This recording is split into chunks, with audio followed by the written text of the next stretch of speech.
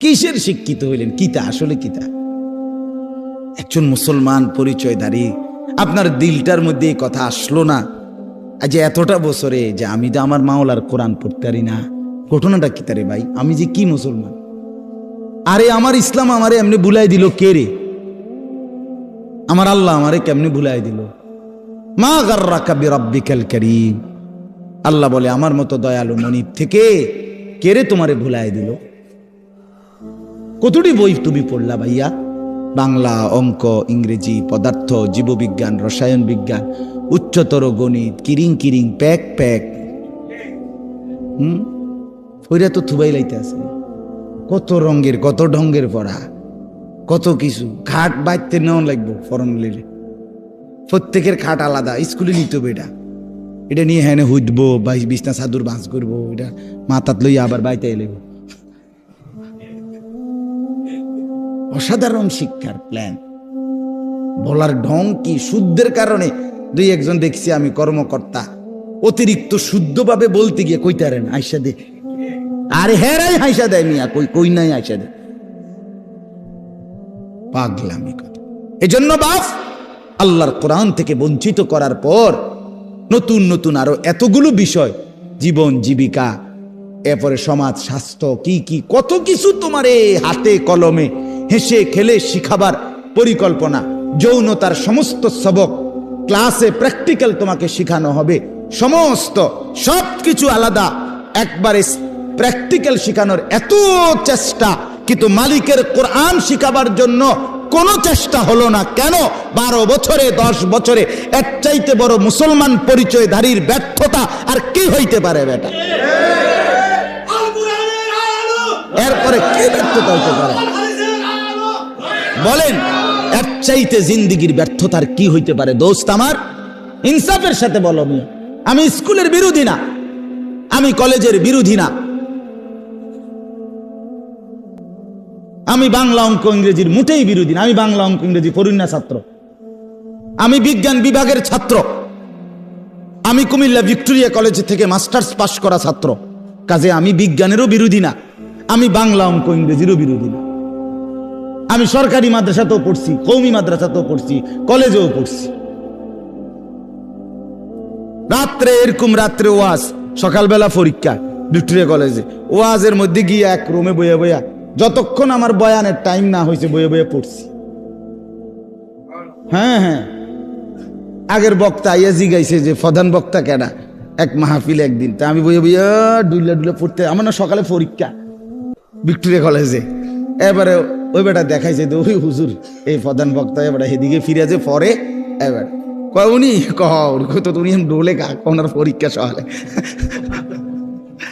আবার আইয়া কইছে হুজুর আপনার এখনো ওয়াজ, চলো চলো ওয়াজ, আবার ওয়াজ, আবার বই, আবার পড়া, এইভাবে দৌড়াইছি মিয়া। একদিন দুই দিন ছিলাম সোনাকান্দা, 11টা বছর ছিলাম। 11 বছরে যে আমার স্যার আছে আমার সাথে, আমার বাউসেলের স্যার, আমার কলিগ, আল্লাহ হায়াতে তাইয়্যিবা দান করেন।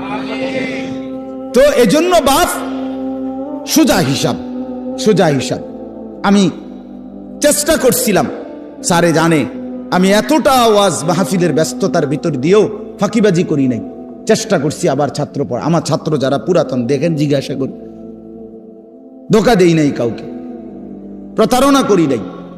আমার উদ্দেশ্য এটাই বুঝানো আমরা যেন শতভাগ আল্লাহর কোরআনে অভ্যস্ত হই। ভাইয়া কোরআন শরীফ পড়তে পারো না, এই তোমরা যারা ছেলেরা ভাই, তোমাদের কাছে আমার অনুরোধ, আশেপাশে কোনো ইমাম সাহেবের কাছে, কোনো মাদ্রাসার উস্তাদের কাছে, কারো না কারো কাছে যেমনে পারো আল্লাহর কোরআন শেখার চেষ্টা করো। কোরআন জীবন দেখাবে, কোরআন আলো দেখাবে, দুনিয়াটাও ভালো রাখবে, আখিরাতটাও ভালো রাখবে। গতকালকে আমি 22 থেকে 23 বছরের এক তাগড়া জোয়ান ছেলে, একেবারে চাঁদের মতো ফুটফুটে সন্তান, এই ছেলের জানাজা পড়ছি জোহরের পরে। গতকাল ছেলেটা কুমিল্লা ক্যান্টনমেন্ট বায়ুস্ট একটা ইউনিভার্সিটি আছে কুমিল্লা ক্যান্টনমেন্টে, এইখানে পড়তো ছেলেটা। রাত্রে 11:30 বাজে সিএনজিতে যাইতেছে একা, সিএনজি বাড়ি দিছে অন্য কি গাড়ি, জাগাত মারা গেছে। তো 22-23 বছরের এই তাগড়া আমার বাসার সামনে জানাজা। জোহরের পরে আমি জানাজা পড়ে আমার এত মনে আইছে, চোখের পানি আসছে। আহা, তার 4টা মেয়ের পরে বেচারার এই ছেলেটা, ওই বাটা, এই জানাজার মধ্যে উনি ছেলের বাবাটা একটা শব্দ মুখ দিয়া বলে না, উনি কোনো কথাই কয় নাই, মানে কথা কইতে আর বেটারে কি কবে বেটা, কোনো কথা নাই বেচারা। মানুষের তো এতটুকু কয় যে আমার ফোলাগারে মাফ করে দিয়ে, এইটাও কইতে পারতেছে না, উনি পাথর হয়ে গেছে বেচারা। হ্যাঁ, চাঁদের মতো সুন্দর ছেলেটা। তো আমি বললাম যে হায়, গতকালকের আগের দিনও সে তো ঘরে লেফ কম্বলের নিচে ঘুমাইছিল, আজ কবরে আজকের রাত তারে লেফ দিয়ে দিবে কি? আজকেও তো ঠান্ডা আছে, হ্যাঁ আজও তো শীত আছে, আজ তাকে কবরে লেপ দিবে কে, কম্বল দিবে কে বাপ?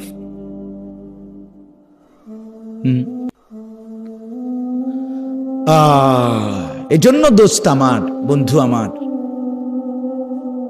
যত কিছুই আমরা স্বীকার করি আর না করি, গ্রহণ করি আর বর্জন করি, বুঝতে শিখি অথবা না বুঝি, ফাঁকিবাজি করি আর ছলছাতুরি করি, আমরা শেষ পর্যন্ত মৃত্যুকে আড়াল করা, মৃত্যুকে পাশ কাটিয়ে চলার কি সুযোগ আছে কি বাপ?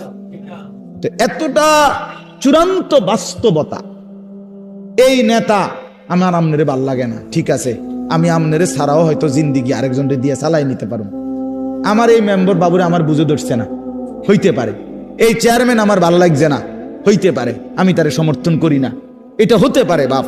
আমি আমনের থেকে পাশ কাটাইয়া চলে গেলাম, আমনে আমার থেকে পাশ কাটাইয়া 900 করে চলে গেল, কিন্তু মৃত্যু থেকে আড়াল করার নিজেকে সুযোগ আছে তো?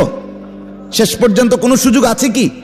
তাহলে যেটা চিরবাস্তবতা, যেটা চিরন্তন সত্য, অমোঘ সত্য, অকাট্য সত্য, চোখে দেখা একবার না দুইবার না শতবার যে মৃত্যু আমি দেখলাম মানুষের, এত কবর এত লাশ দেখলাম, সেটা ভুলে যাওয়া কেন বন্ধু? আরে ভাইয়া, কেমনে বললে বুঝতা? কিভাবে বললে বুঝতা?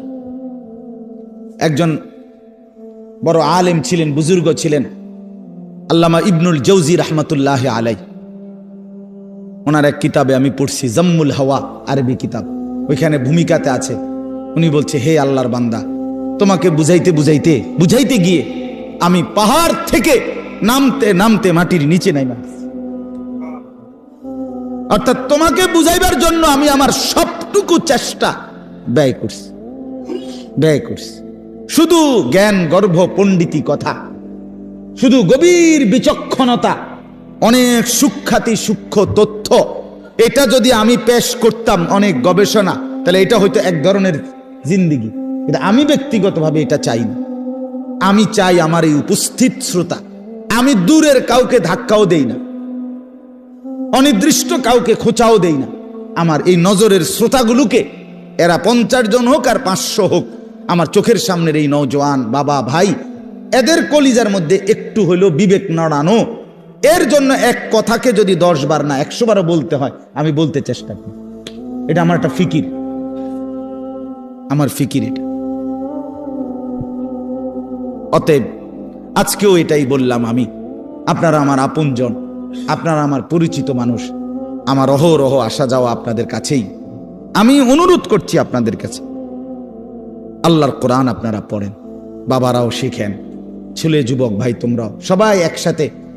নিজের কলেজ ইউনিভার্সিটির জিন্দিগি চেঞ্জ করা যাবে না, এটা আমরা বুঝি, আমরা বলিও না, কিন্তু আল্লাহর কোরআনকে ছেড়ে দেওয়া কেন? আল্লাহর কোরআন কেন ছেড়ে দেওয়া? এই জন্য আমরা প্রত্যেকে ইনশাআল্লাহ কয়েকটা কথা বলছি। 1 নাম্বার বলছি আমি যে সর্বাবস্থায় আল্লাহ তাআলার জিকির জবানে কি রাখা, চালু রাখা। আর এখন বললাম কোরআনুল করিম তেলাওয়াত কর, কোরআনুল করিম তেলাওয়াত কর। এই কোরআন অনেক শানদার, অনেক মজাদার। এই কোরআনুল করিমের মধ্যে আল্লাহ তাআলা পুরাটা কোরআনে আল্লাহ নিজের পরিচয়, আল্লাহর কুদরত, আল্লাহর সৃষ্টির মধ্যে ফিকির করার জন্য, ভাবনা চিন্তা করার জন্য কতভাবে যে তুলে ধরছেন নিজের আল্লাহ তাআলা পরিচয়। আল্লাহ একবার বলছে, বান্দা গাছের দিকে দেখো, একটু ভেবে দেখো, সেখানে আমাকে খুঁজে পাবো। মাছের দিকে দেখো, একটু ভেবে দেখো, আমাকে খুঁজে পাইবে।